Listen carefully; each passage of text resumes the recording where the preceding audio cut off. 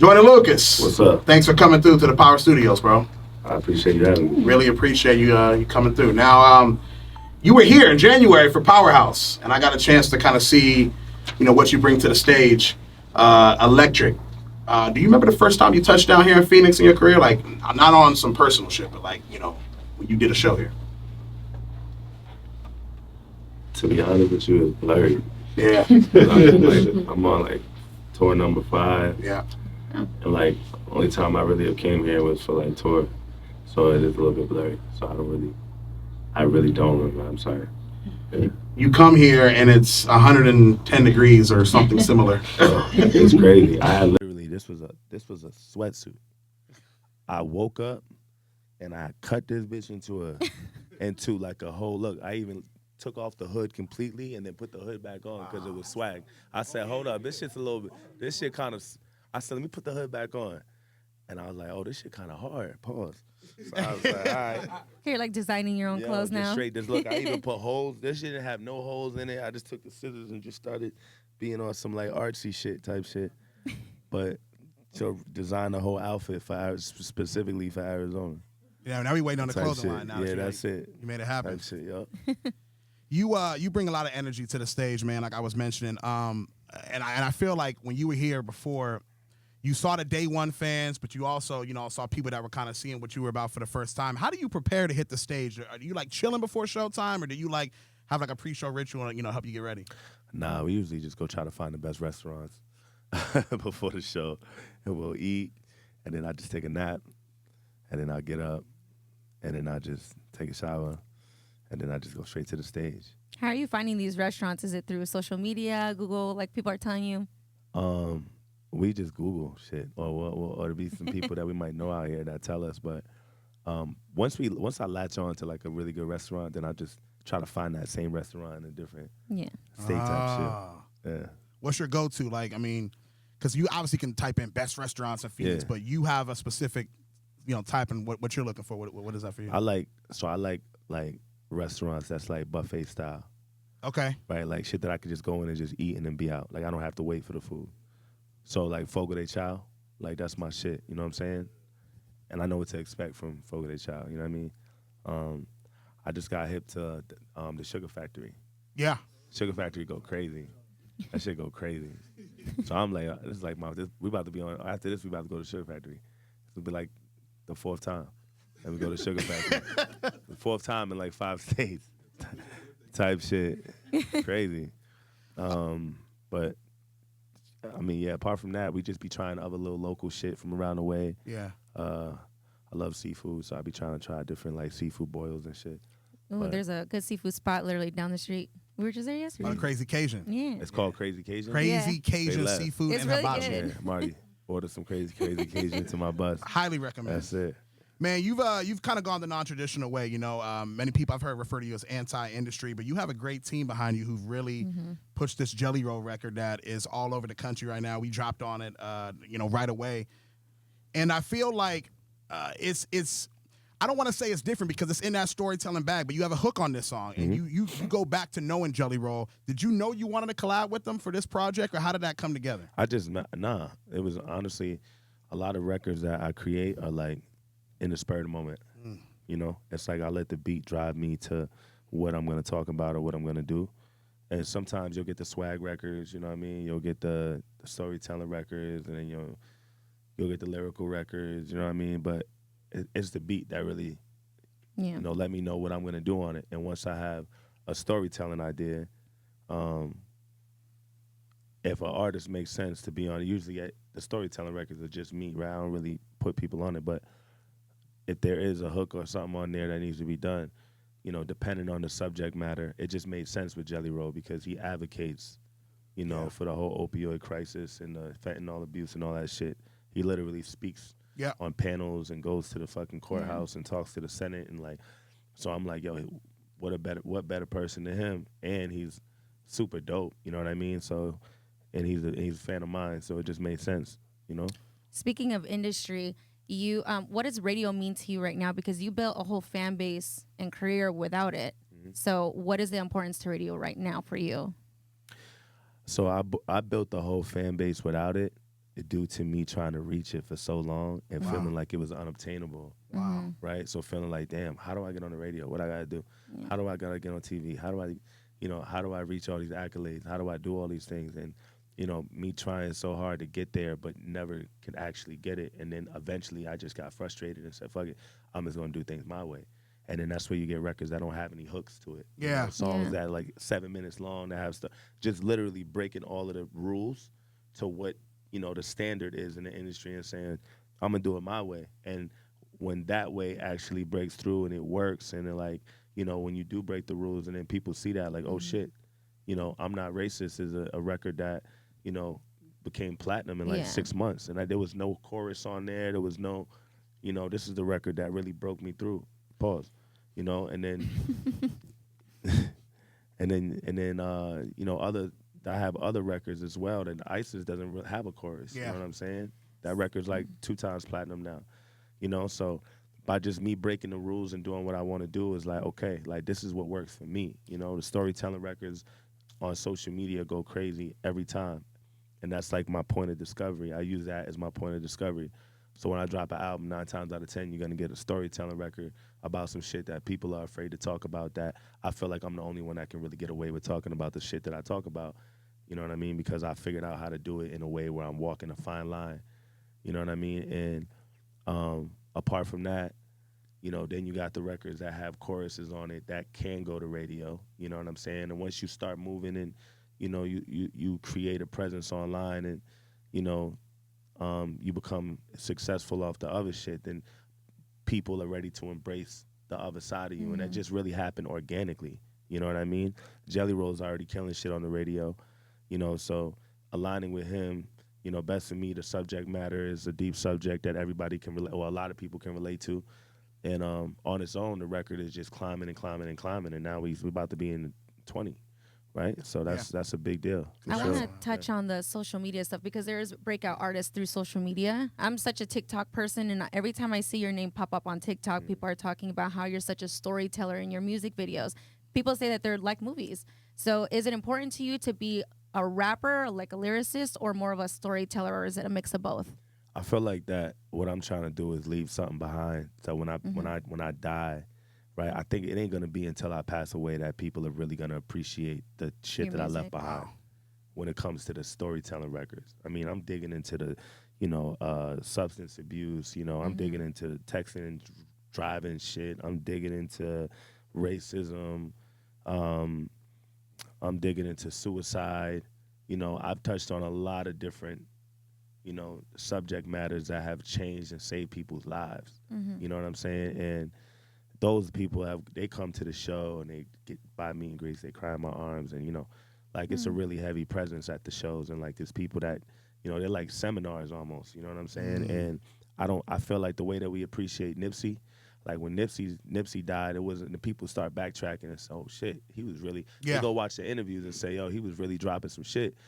The people didn't appreciate Nipsey when he was alive. It wasn't until he passed away that we really started listening to Nip, And I think that I understand how that works. So when I'm creating a lot of these storytelling records, specifically those are like my special art pieces, and these are my little gems that I leave behind in the world that I'm leaving behind that's going to help people get through whatever I'm speaking about. And those messages are coming from, I'm channeling something greater than me that's allowing me to speak in the perspective of these places that I've never been. I've never been suicidal.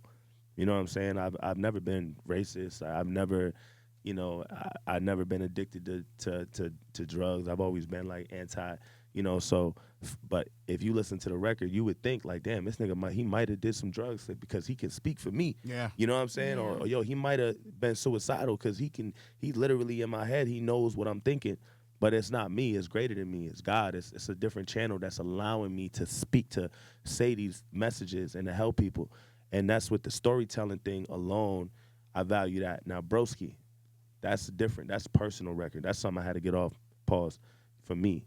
But it also, if anybody has reached some type of level of success, can relate to that record. You know what I'm saying? But they're all art pieces, essentially. Does that answer your question? Yeah.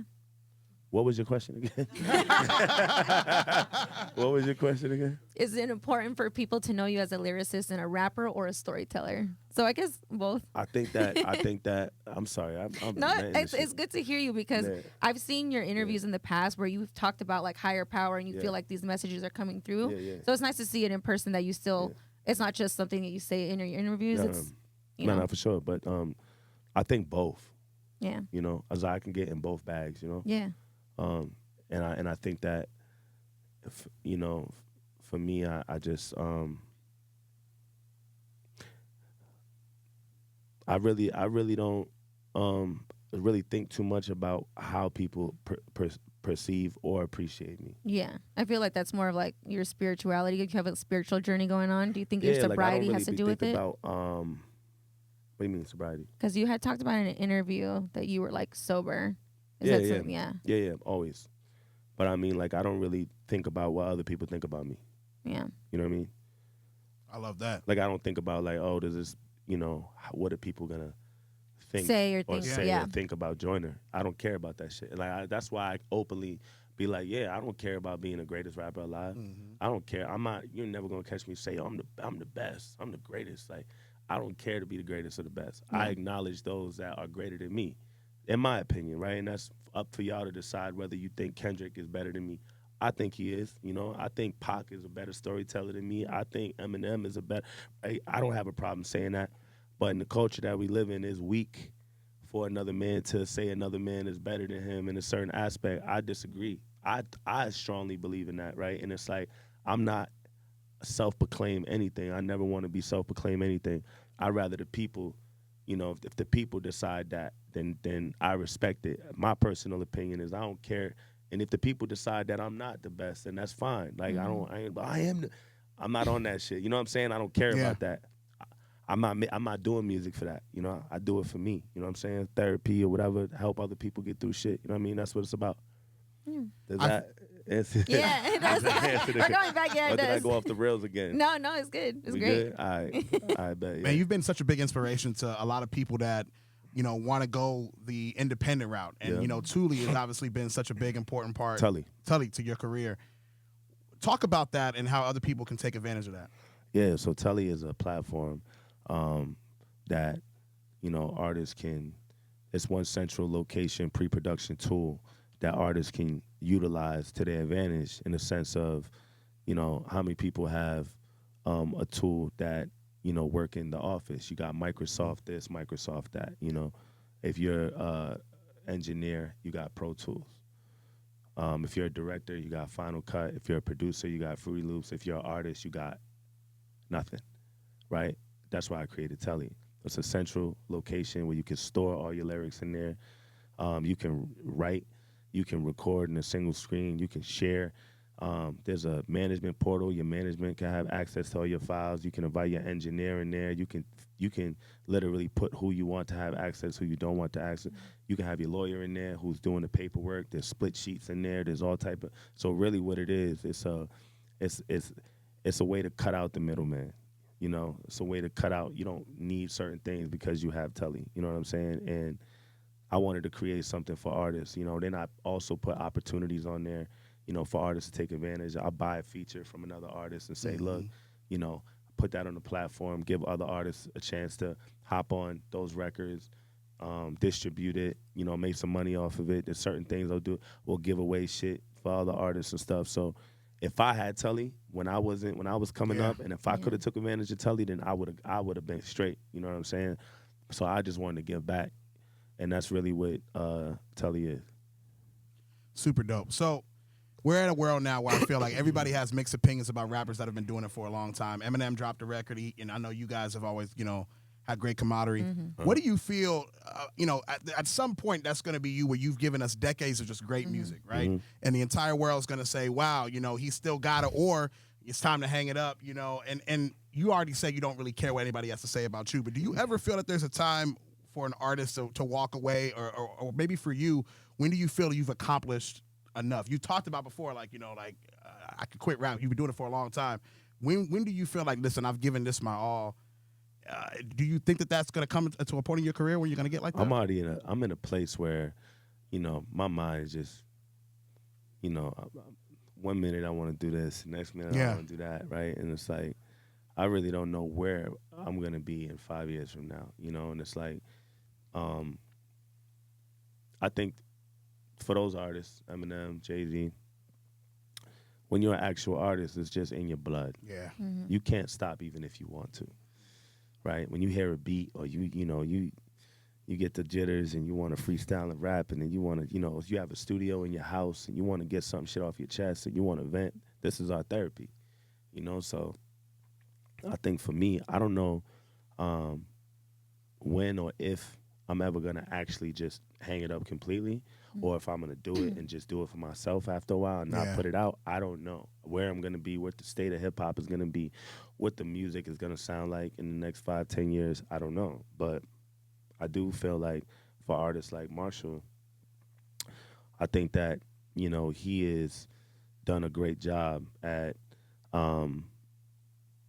maintaining his core audience. I think he's done a great job at, continuing to stay relevant even when he doesn't drop albums. Yeah. He's always just going to be, a legend, and he's somebody that really shifted and changed the culture of hip hop. You know what I'm saying? And artists like him or Jay-Z, they're never gonna go. Jay-Z drops an album tomorrow, it's gonna be fire. We all gonna listen to it and it's dope. I don't feel like anybody should quit if they don't want to quit. It's not my position to tell somebody to quit. I just know once my shit starts sounding whack and my shit don't sound the same no more, and I don't got the same pep in my step, and I lost my lyrical abilities, and I don't know how to story tell no more, and then it's just like, all right, you gotta hang it up because it's not connecting no more. It's not working. Then it's just like, all right, let me just go retire and go, buy a boat and then just go.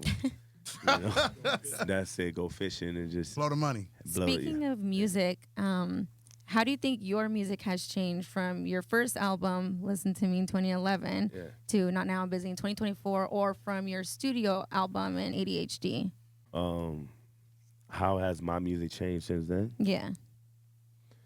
I feel like I've changed as a person. So my point of view is, I was in a different place in my life when I dropped Listen to Me. I was broke. I was living at home with my mom. I was, I didn't know at this time if I was going to be successful or not. I didn't know. I just was creating something that hopefully people would listen to it, but I was starving, and I was just wanting to, and the cover was Diddy, Dre, Swiss Beats, and Kanye tied up. Wow. Because I was like, y'all gonna listen to me, and that's what the cover was, to listen to me. And that album was real boom bap-ish. Very boom bap. It wasn't the mainstream shit that I like doing, And it's then, just good to get people's attention. Yeah. And then the project after that, I was at a different point in my life, and just got signed to Atlantic. That's the 508-507-2209 project. Just signed to Atlantic. Do you think your flow has changed though since then? I don't know. I mean, I think the subject matter has changed, but I don't know too much if do you think my flow's changed? A little bit. I think like what you were saying before, like the first album that I was like listening to, there were songs where you sounded like you were just kind of hit punches versus now like your storytelling ability has gotten so much too. Like I said, people say that it's like a music video and it does it really well, like the putting them together, because sometimes you have music videos and then the lyrics that don't really go together, but yours is just an even flow throughout the whole music component of it. So I think in the beginning it was more like hits to, like you said, getting people's attention, versus now you're just trying to tell a message. So yeah, but I also think that that comes from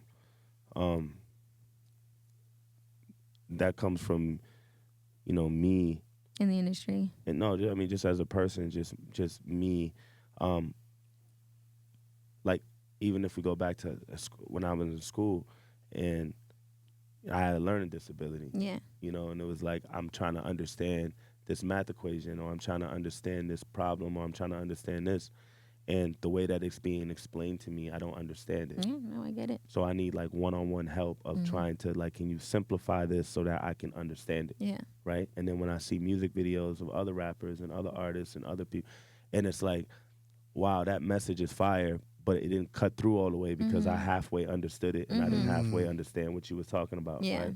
It's like, so I just kind of like, I think for me, when I put a message out and I put a music video out, the message is so crystal clear that it doesn't matter what age you are, you'll be able to understand it. Right? It's not like a hidden message here and it's like, boom, right They're there. not double right? entendres. There's no double entendre. It's just, here's a story, right? And it's just like, is that the, what was your question? Does that answer? I want to ask, if you don't mind sharing, what was your learning disability? You The mentioned? ADHD. Okay. I didn't want to assume because, but I feel it because I have ADHD, so it's like I was a little. you coming back to the needed, questions. I needed the smaller class. Yeah. Like I needed like one-on-one help. Like I needed to understand. I couldn't focus in the class with 30 kids. You know what I mean? Like I was getting distracted. Like I didn't. And then when I really was paying attention, if I'm reading something, it was like I'm just reading it, but I'm not retaining it. I'm not retaining it. You got to come back to the page again and reread it. So I'm trying to understand. I don't know how I passed the MCAS test. I don't know how I don't know how I did it. Honestly, I don't know how the hell I did it. But your brain wires a different way because when you have a disability, if you don't work one way, you work another, and you're a phenomenal lyricist. So I feel like that's what happens. It's like, you're in a class like that, a lot of people count you out, and they're like, oh, that's gonna be too much for him. But now look at what you're doing on a whole nother level. I appreciate it. Yeah, and I think a lot of that, again, it all stems from like my personal, traumas as a kid and me trying to, me feeling like I didn't have a voice as a kid, me feeling like because I'm a kid, I don't have a voice and I can't express myself or I can't say how I feel because if I do, then I get in trouble. I can't, so I think that because of that, it's more important for me to create things that help people get through, So 6 or 7 years old, that's when you probably picked up the pen for the first time? I used to freestyle a lot at that age. Okay. I didn't really pick up the pen until I was like 9, 10. Okay. Yeah. So going back to then, did you ever think you'd do 2 movies in a year? I mean, let's talk about the fact that you got The Family Plan with Mark Wahlberg and now Bad Boys 4, which is out today.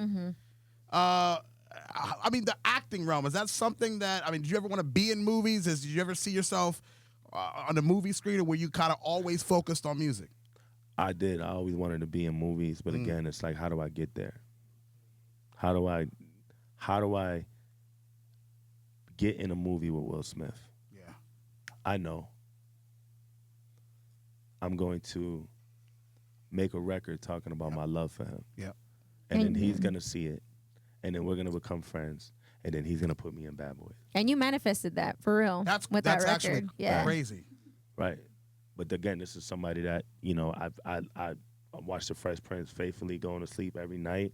I watched all the movies. And I just felt like he didn't get the respect and the love that he deserved. First rap artist to ever win a Grammy. Yeah. And it was like what he was bringing to the table was different. But I felt like along these years, he didn't really have the respect. So I felt like, I wanted to give him them flowers, you know what I'm saying? At the same time, build a relationship with him, and then, hopefully the nigga could put me in a movie. And he did. You know what I'm saying? Shout out to Will. Same with Mark Wahlberg. Mark Wahlberg, our relationship started because he seen the Will song in the video. Wow. He calls me. He's like, how the fuck are we from both Boston and you over here making a song called Will? You don't make a song called Mark? I was like, damn, that's fucked up. And then from there, our relationship developed, and he's become a brother to me. And then he put me in my first movie. Yeah. And was like, look, I'm gonna be the one to put you in a movie, and from here, hopefully we'll put you in a movie, and then hopefully other art, right? And it's like he gave me that, and to this day, like Mark is just one of my biggest supporters and one of my really good friends, and he's always going super hard for me, super pause. Is there somebody else that you want to work with like that? Because you manifested Will. Mark Wahlberg is like sending you the keys. Who else is there someone that you want to work Tracy with? Chapman. Oh. Wow. Quick. I want Tracy Chapman. I want Tracy Chapman. I do. I love Tracy Chapman. I think Tracy Chapman is like my number one, like, if I get Tracy Chapman, like if I get a record with Tracy Chapman, That'd be incredible. Yeah, that'd be Like, crazy. I don't care, even if she's in a video, if I can get her, if I can like, you know when Luke Combs had her on stage? Yeah, like, big man, moment. Like that shit made me cry, bro. Yeah. Because I was like picturing myself in his shoes, like, damn, like the way that he manifested that, he talked about his dad, that was the first album he ever bought, and like he sang that record because that was his favorite joint. You know, he did a cover of it. Now he's on stage with her doing it. It was, to me, like, that was beautiful, bro. I'm like, damn, that's like some Joyner shit right there. Like how he manifested that, and it's like, I love Tracy. I love That'd be Tracy. incredible. That was fire. We have some crazy, wild experiences. I saw that you did a music video at the Sausage Castle.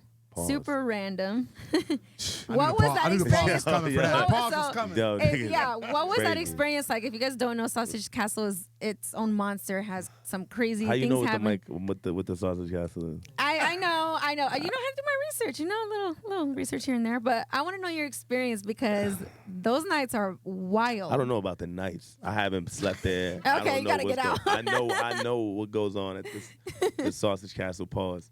But my manager actually and Mike Boozy, Yeah. they actually were cool, you know. And Yeah. I think that Mike Boozy was a fan. He wanted me to stop by, so I pulled up, and it was really just he wanted to show me this house, this castle, and I'm like, shit, let me see it.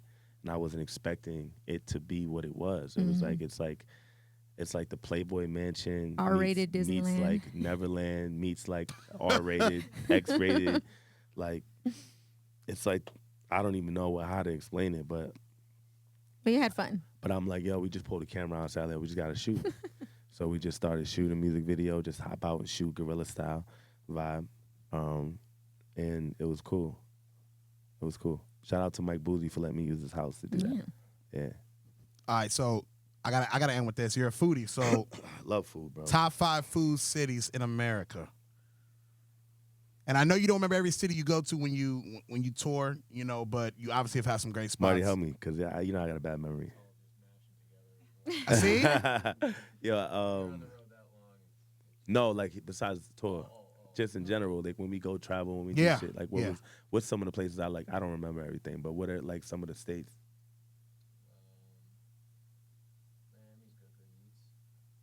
All right, Miami's on the list. Miami, for real? I don't remember liking too much shit. Oh, yes. They had the what's that shit? The honeycomb or the Joe Honey shit. Something like that. That shit was fire. Yo. and then LA, definitely. LA got this spot called, what's that breakfast shit that we go to? Shit.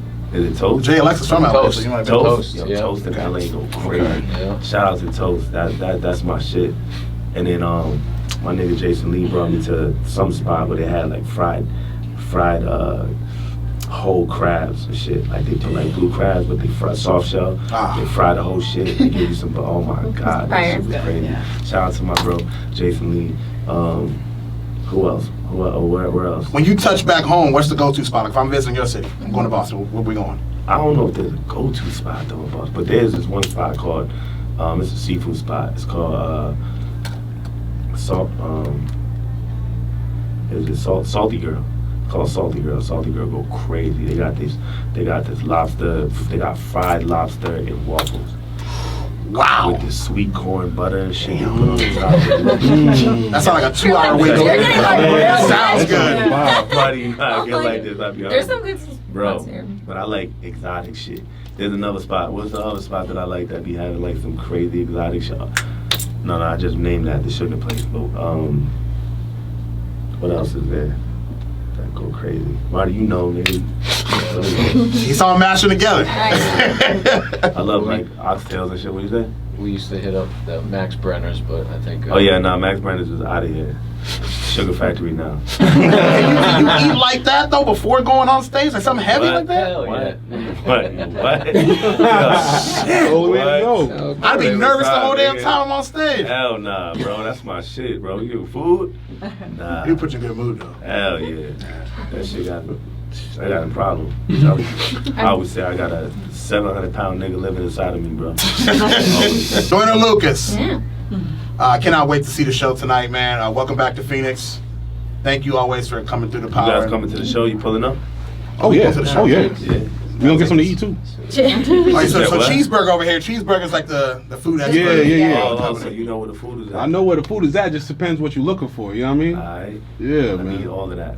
We got, you ain't say no Caribbean. Yeah. You got some Caribbean food or something, man. All of that oxtails. I need that spot up the street. The Crazy Cajun. Crazy Crazy Cajun. Cajun. crazy Cajun Yeah. shit. If you want like good soul food, you gotta go to the south side. If you want good like seafood, Spanish food, you gotta go to Maryville. It's like in the ghetto, but it's good though.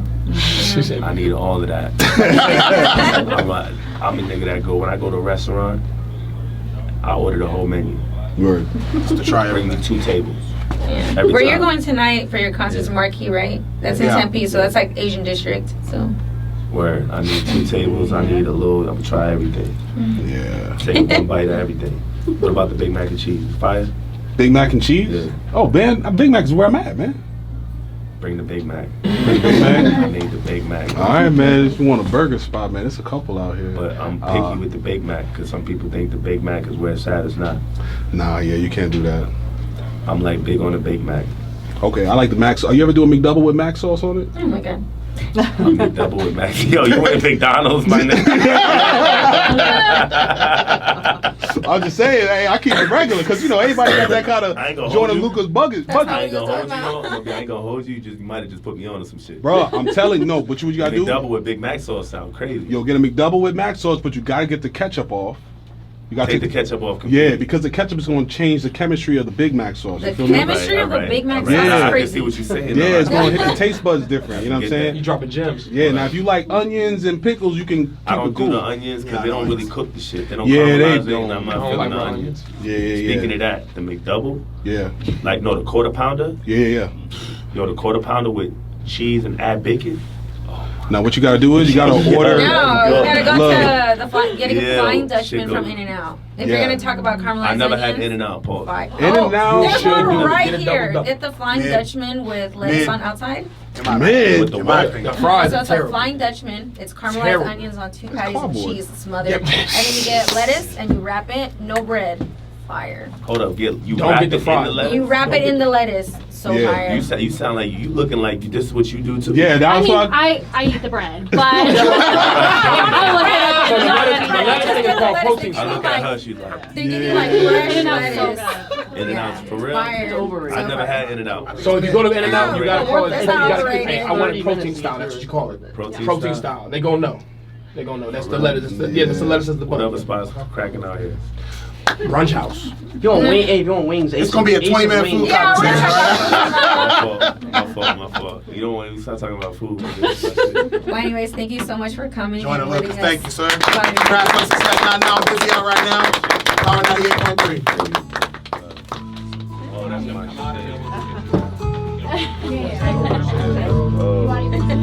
Yeah, bro. I'm sorry, baby. Thank you. I appreciate you. I was like, I did. So what's all standing?